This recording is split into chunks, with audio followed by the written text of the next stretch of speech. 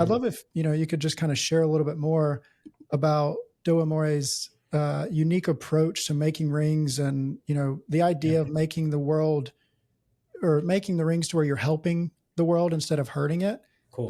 Just kind of the philosophy behind the brand. Yeah, yeah. Thank you for asking. So, it really goes back to after I graduated from, I was a mechanical engineer, and once I graduated, I joined a company in Houston.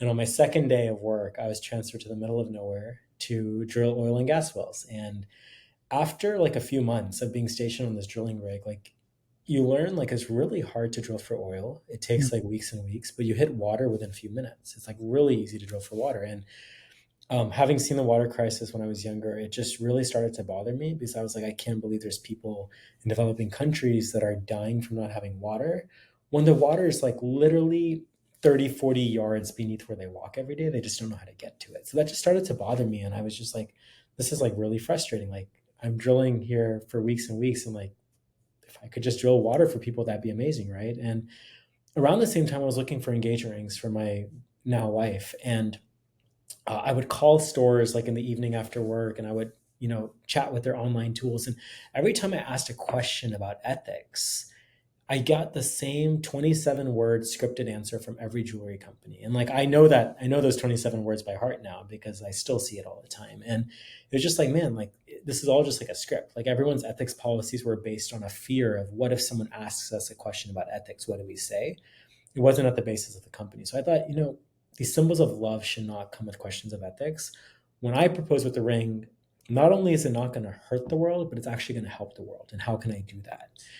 And water was obviously at the top of my mind because, like, what I just told you about, drilling wells, and I started to learn like the most impactful way to change a person's life is water. I looked into everything. I looked into food, medicine, surgeries, like what can I do to help the world with my proposal? And everything came back to clean water. And so that was it. I was like, okay, well, the day I propose, not only is it going to be this ethical ring, it's also going to change someone else's life forever. And the most impactful way to do that is clean water. So that's why every Do Amore ring gives a person access to clean water so that a couple can use that life changing moment to change another life forever. Well, if I understand correctly, there's two elements to it. There's the access to water and then the ethical sourcing Mhm. of rings as well. Just so I know, or of diamonds and rings as well, just so, I know we're on the same page. Sometimes I'll have people explain what does CRO mean to you before we get started. But just kind of tell me from your perspective, ethically sourced versus non-ethically sourced. Mhm. I think of the movie Blood Diamonds, right? Mhm. But what Sure. what does it mean from your perspective? Yeah, so to me, ethically sourced means that it is having a non-negative impact on communities and a non-negative impact on the world. Mhm. Of course, like, everything we do hurts the environment in some way, but like, are we doing things to try to negate those things as much as possible? But at the end of it, like when I think about diamonds and what I cared about, as much as I love the environment and care about it, that's not what I was thinking about. I was thinking about, are people dying because this diamond was mined? Are people losing limbs because of these diamonds mining? Are people, you know, are terrorists getting funds because of my diamond or not? Like it was much more deeper than I think the environmental impact for me, and that was really it. Like it was about exploitation, and wanting to make sure that my ring symbolized joy for everyone involved and not just for me and my wife. Well, I think that's pretty interesting. When I think of marketing for engagement rings or marketing for jewelry, Yeah. it's oftentimes the illicit emotion that the end user or the purchaser gets, establishment, gratification from, getting engaged, signs of signs of advancement in their own life, right? When you add in this piece, this very important piece of ethical sourcing, non-ethical sourcing, how does that shift the storytelling and the overall audience focus when it Mhm. comes to selling? Like, do you find yourself competing with, I won't name names, but like the typical brick and mortar retail chains, or is it a completely different demographic and different story? Yeah, I would say it's changed over time. So initially, it was just a totally different demographic. When we were just like Mm. this young company that had not sold more than one or two rings ever. It was definitely people that were kind of like me. Like we're just like a lot of people early on customers were like, man, like I thought about starting something like this all the time. It was like customers that were very, very deeply moved by what we were doing. And, it's people like me, like people like if we hadn't started Do Amore, maybe they would have started them. People very committed to helping the world. Um, Versus it's changed now. Now it's definitely people that are shopping around. They come across our brand and they realize, you know what? These prices are like the exact same. Like, why not just get it from this other company that is using recycled gold and also knows where the diamond's from? And then on top of that, like has this life changing impact on someone's life. And the cost is like the exact same. Like, so it's changed over time. And I think that's come because we're now a more trustworthy brand. We have, 17, 18,000 happy customers. Like we're not just this company that's just starting anymore. So I think that's what's kind of changed it and has brought in like a more normal consumer, rather than like, I guess like, I forgot what you call those curves, but like that very initial early adopter type Mhm. phase. We're a little bit past that now, and we're getting people that are shopping around at other jewelers. Do you think there could also be a mass market move as well? So I know we're relating this to your brand in specific, but my mind goes to the thought of like, social media and the impact it has on global social awareness Hmm. today versus, I'll go as narrow and say as pre TikTok, but pre social media, what we got was the news Yeah. and that was all we could see. Yeah. You think about global conflicts and stuff, multiple perspectives spread a lot faster than what we are used to. So could there be any opportunity or could there be any calls for more interest in ethically sourced diamonds based on just social media and just people Hmm. recognizing what's happening in the world? Yeah, it's a really interesting question. I mean, I think you're definitely right in that case, but I also, um, what we have also found interesting enough is sometimes it's like also the opposite, where like I think some people are so tired of just hearing every brand claiming that they're ethical, every brand claiming they're sustainable, that like I think some brands just like some customers aren't really sure like what to believe anymore, almost, Mm-hmm. right? Like because you go to the grocery store now and like every single company like claims like something on their food and how it's doing this. So like um I'm not saying that they're not doing it, but like I think like that's also become something we're aware of, where I think some customers are also fatigued from like hearing about the ethics and hearing about the supply chain so much. So that's actually one thing we've changed. Like instead of saying we're ethical now all everywhere and claiming that we're like, you know, conflict free diamonds and all this, one thing we've done is like we don't talk about it that much anymore. Instead we just show it like on our pages, on our websites. Like when you're on a product you can actually like see where the recycled gold is from. It'll show you a certificate if you want to see the certificate of the Mm-hmm. recycled gold. It'll tell you where the ring is actually being manufactured. The diamonds, it'll tell you where the stone is from. Like, and we don't just like outwardly show it. It's like there in the details. If you want to click open the accordions, you can like read about it. But we're not just like outwardly just saying like, oh, ethical, conflict free, sustainable. Like we're more so showing it if customers want to see it. And that's just something we've kind of adapted because we have found that some customers are just kind of like tired of reading that on every site that they shop at these days. And have you ever tried putting a face to the mission? And so I think of like the NGO or the nonprofit realm where showing impact Yeah. by directly who is involved with it. Yeah. Do you see any net negative on doing that, or have you ever tested that? Do you mean like showing myself as a founder or showing the people that are being impacted by The the people clean that water? are being Yeah, impacted. so thanks for asking. So we are actually the only for-profit company in the world that is proving our social impact per purchase. So with a customer's order number, they can see a photo of the water well that they helped create. They Wow. get the GPS coordinates of the water well that they helped create, and so I think that that was also something very important to us because of like that fact that there's so many companies saying that they're doing positive in the world now.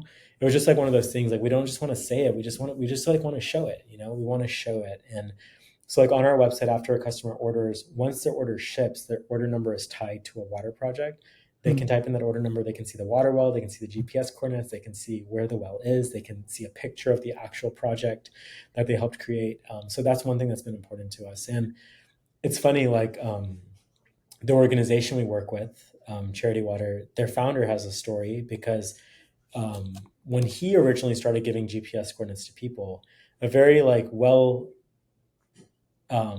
intentioned donor said, "Hey, I love that you're giving these GPS coordinates, but like you need to stop because like one day your well's not going to be working, and one of your donors is going to go visit the GPS coordinates, and you're going to get a lot of bad press for that." And he was like, "Dude, if one of my wells stops, don't you think I want to know so I can go fix it?" Like, it was just such a beautiful take on that, right? And so we like, yeah, so we love it. We like to give customers that. And what's cool about our water projects is they all have flow sensors now in partnership with Charity Water. So if the well hasn't produced in 24 hours, a SIM card in the well will alert them, and they can have a local partner go drive a motorcycle up to the well and see what's going on. So that sustainability of making sure the water stays is like super important to us. The worst thing you can do is take away the bad water, give someone clean water. 2, 3 years later, their immunity is gone, and then the clean water stops, and they have to go back to that bad water. So making sure that clean water stays on is really important to us. No, that is very important. Yeah, And so I know we've talked a little bit about understanding, I was asking about if you're competing against box retail and what sure. your ICP or what your customers look like. Yeah, There's definitely people that are shopping with intent to do good, right? There's people that already have this in mind. for sure. There could also be an element of education into it. And, education, very important. I think I'm biased to say education, every business should include that in their marketing. It can also be expensive to work somebody through a funnel and educate them. Do you find that you have an approach with educating customers from, first touch point through on the importance or the impact? And have you seen any positivity through that? Yeah, I think for us, storytelling is really important because that Mhm. is our primary differentiator. I mean, I think we have beautiful products. Our customer service is amazing. But there are a few other companies where their customer service is also amazing and they also have beautiful products. So this is our differentiator. And so storytelling is really important. So we do hit that in the first touch point for sure. And the other side of it is the education of the product itself. Like engage rings are such a complicated product. Mhm. Like simplifying it up from the start, like simplifying it for people, teaching them from the very start. And like that also I think is pretty apparent in our company from the first or second touch point that like we're going to make this an easy process. You're not going to have to like sort through, a million diamonds yourself. Like we're here to help.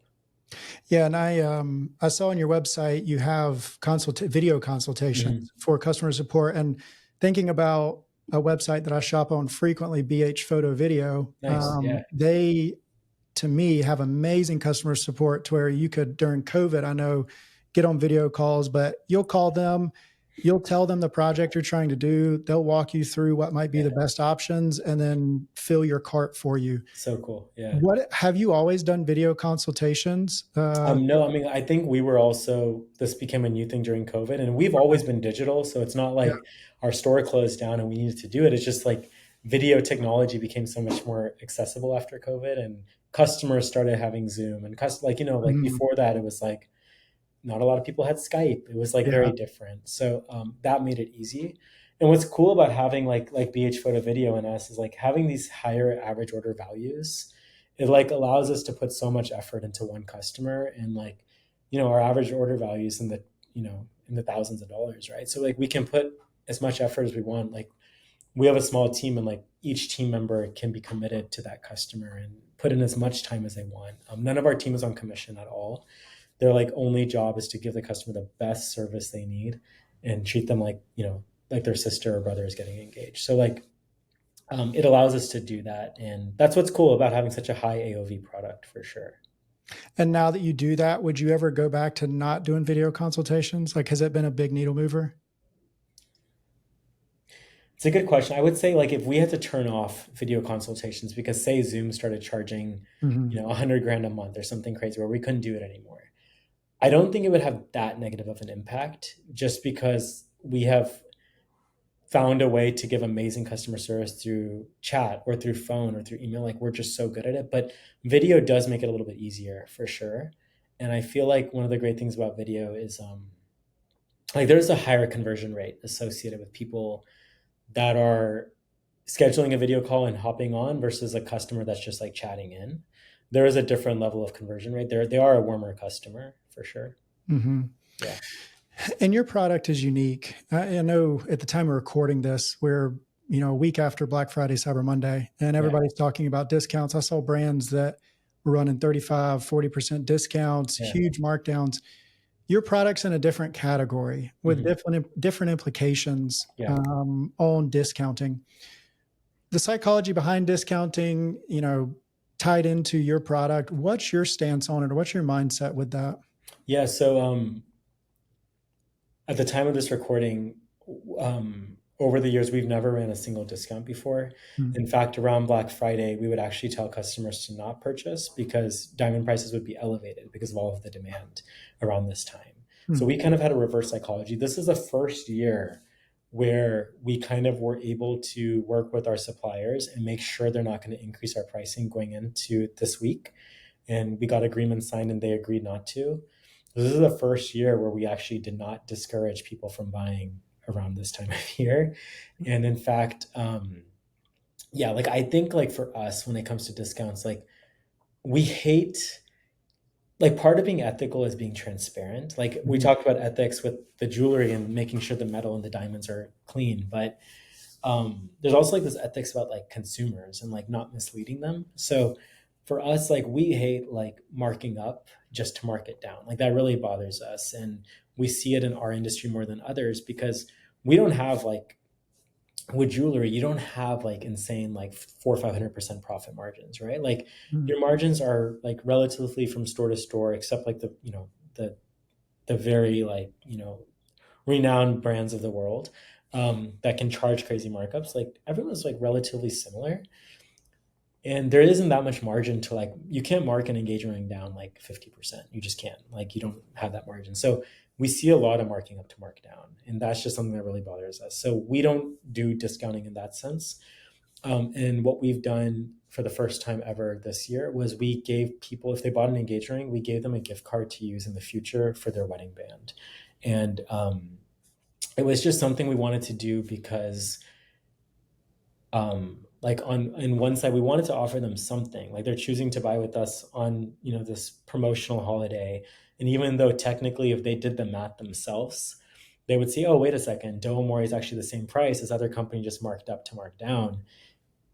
Instead, like we wanted to at least give them something because they're not going to be able to do that math because it's hard for us to do that math and we've been in the industry for years. So that's why we like did this promotion, and I think it was like definitely a success for us to do something for the first time. And it was just like a nice way of kind of like thanking our customers, but also like being there for their next purchase and making sure they come to us for their wedding band or whatever milestone is next. Yeah, and that brought up two thoughts. Typing one down so I don't forget the second one. But Yeah. the marking up to marking down, that's an interesting thing to me because as an American, maybe Hmm. I'm just sheltered and haven't seen it, but I've always assumed that there was legalities or laws to put Yeah. time windows or time frames for markups to be able to Yeah. validate it as a markdown. To have team members in Nigeria, Philippines, where they say it's a very common practice Interesting. for businesses to just mark it up a couple of days before and then Hmm. mark it right back down for the sale. Yeah. Yeah. Is is there, you may know a little bit better, but is there time window minimums, or is it just kind of gray area within this? I mean, I think there are rules around this, but I don't think people necessarily follow Follow them. At least like in the e-commerce jewelry world, there. I haven't seen it followed. Like without a doubt, they're not followed. Mhm. So I think there is something there. But like, it's also funny. Like you see um, like I don't know, like you see these things on Reddit where it's like you're like at a Walmart or something, and you see the Black Friday sale, and like you pull out the sign, and like Target, right yeah. behind it is like the exact same price, right? Like Yeah. so I think it does happen. But I think like for us, like this is like a once in a lifetime purchase. Hmm. Um, it just it's unfortunate it happens on like such a special purchase, but I also get it because it's like finances are tight for people, and it comes into it. The other thing like we really went hard on this year is like we paid our financing company like higher transaction rates to give more customers like 0% options and things like that. So we tried to do a lot of stuff like on our end that wasn't like discount related, but a lot of things to like make the consumer's life a little bit easier, I'd say. And I'm assuming there is, not saying I am or am Mhm. not at the beginning phase of this buyer's journey, but Yeah. there's a lot of opportunities for decision fatigue when it's Yeah. coming into buying a ring. A, will the significant other like it and want to keep Yeah. it for more than Yeah, 5 years? for sure. But B, with the pricing transparency, is this store more cost efficient than the other store? But there's with your product, at least from my perspective, there's multiple layers because you have cut, color, and clarity, Mhm. also shape. So it's understanding like how does if I go best cut and color, how does clarity affect that on the pay scale, Yeah, or how does for this sure. and that? Have you seen any feedback from customers on that? And I imagine during the consultation, there's a bit of education around like pricing related to those three Yeah, yeah, variables. 100%. Like, I mean, it's hard to buy a diamond. Like it is. It really is. And so I would say like there's two things. One, like some customers are amazing at it because they've been researching this for months, and they come Mhm. to us with like Excel sheets of like Mhm. rows and rows of different diamonds and like evaluating them. And there's some customers that'll literally just click the first diamond they do and they buy it. When we have the second customers come, very often, I'd say multiple times a week, we're actually emailing customers after they order, and we're just letting them know, hey, we saw the diamond you ordered, we have it on hold for you, but like there was like 5 or 6 other diamonds that were cheaper that are actually prettier. Like here's a list of them. Did you see them? And like if you want, like we can hop on a call and I can explain why. So we that happens quite a bit where we're trying to help customers that did not pick the prettiest diamond to begin with, Mhm. or they bought a diamond more expensive than they needed to. Like we do try to help with that a lot, and that's like one of the most amazing things about us not being on commission is like none of our team has any incentive to like oversell. Like again, they're only rewarded based on how helpful they are, so that's been really great. And but yeah, like it is a hard purchase. There are people confused about it, and I would say about 30% of our communications around the stone when we talk to customers, about 70% is around the setting, about the ring, the metal, how is it going to look, the ring size. So even though the diamond is the most complicated part, I think like we've simplified things enough to where people aren't too confused by it. Also, because we do like lab diamonds, it simplifies it a little bit because all of Mhm. a sudden the price gaps are not as extreme. Like if you're looking at $2,000 diamond, you might be looking at 2,000 or 2,200 versus when they were natural, you were looking like at 10,000 versus 12,000. And then it starts getting confusing because you're like, this $12,000 diamond has to be better than the 10,000, right? And that's not always the case. But with lab, it's like a little bit more understandable. Like, oh, maybe this $2,000 diamond is better than the $2,200 diamond. Like it's more believable. Mhm. So yeah, that's kind of what I would say. And with this AOV, with this buyer's journey, Yeah. is attribution possible? I'm going to say just a Yeah. controversial thing, but do you do last Yeah. click? Like, what does that look like? Man, we do. We've tried everything. And I feel like our buyer journey is so long. Um, on average, our buyer journey is over 28 days for sure. Mhm. It's probably between 30 to 60 days, probably closer to the 60-day window. So we try. We try hard. We try different tools that we use. And I would say, like, we definitely have to use other metrics rather than purchase. We have to use add to cart metrics. We have to use initiate checkout metrics. We have to use time on site. We have to use different metrics rather than just purchase. Purchase is not a successful metric for us to try to dictate ad spend by. Yeah, and I imagine go more blend approach as well A across little bit for channels. sure. Yeah, Yeah, yeah, definitely. Yeah, yeah, for yeah, sure. Well, looking ahead yeah. into 2024, at the time of recording this is 2023, but it'll Mhm. be that when it comes out. What strategies or growth do you have for the brand? Yeah.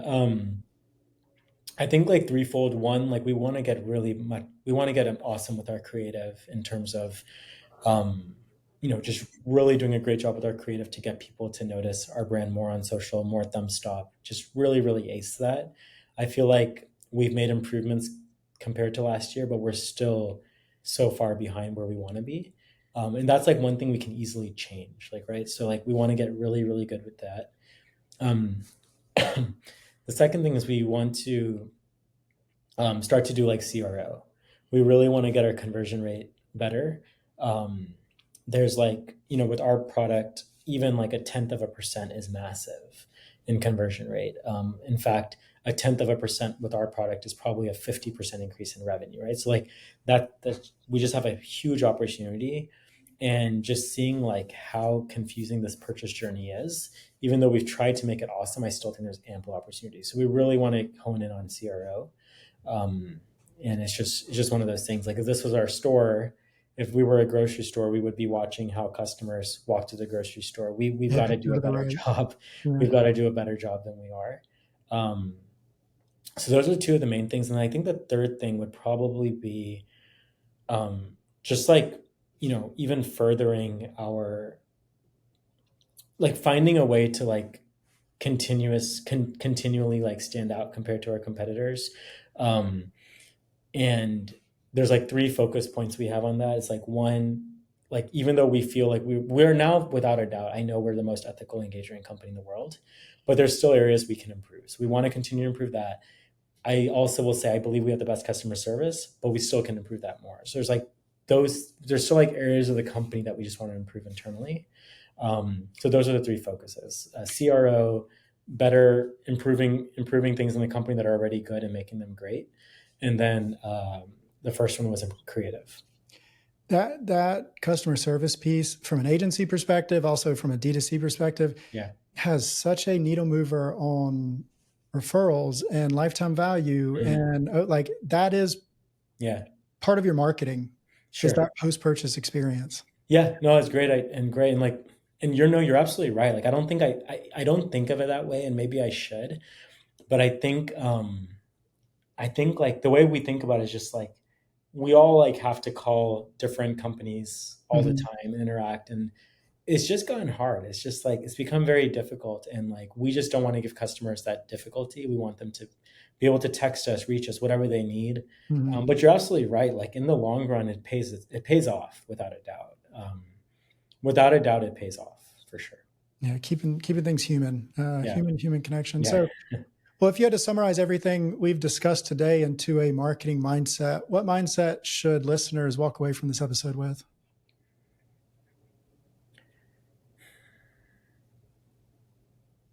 I would say invest in the things for the long term, um, because that's really what it requires to scale a company.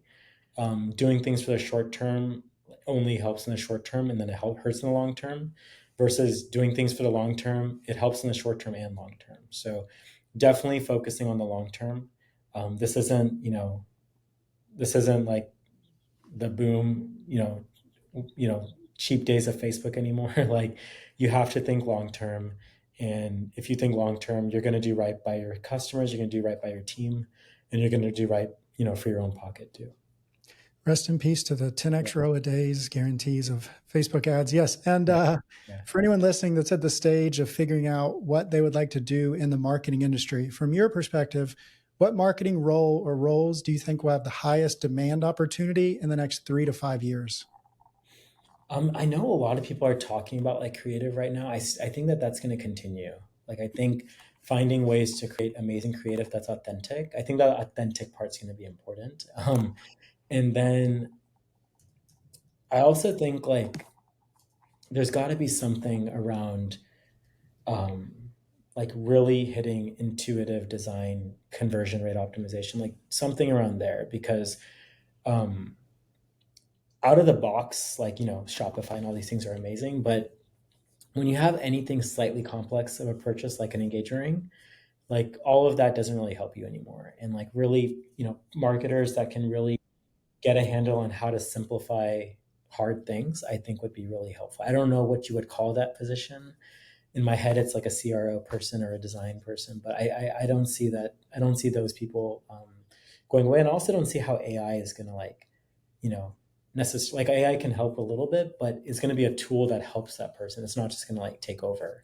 Mhm. So that's what I would say in my Maybe opinion. like a CRO or like a even a revenue officer or a data, not scientist, but someone that can interpret I data. think so. Yeah. I mean, what Yeah. do you think? That's my thoughts. Yeah. Me, I mean, I'm biased towards creative, Yeah. just because Yeah. that's what we do. But Yeah. yeah, I think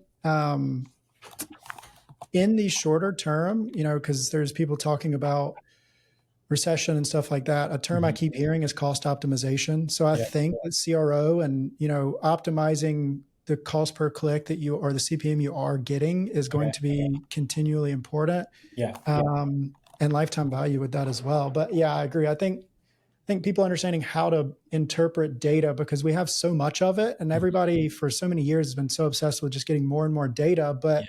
we almost have data overload to where we can't make actionable decisions off of it. Yeah. No, So, absolutely. 100%. And like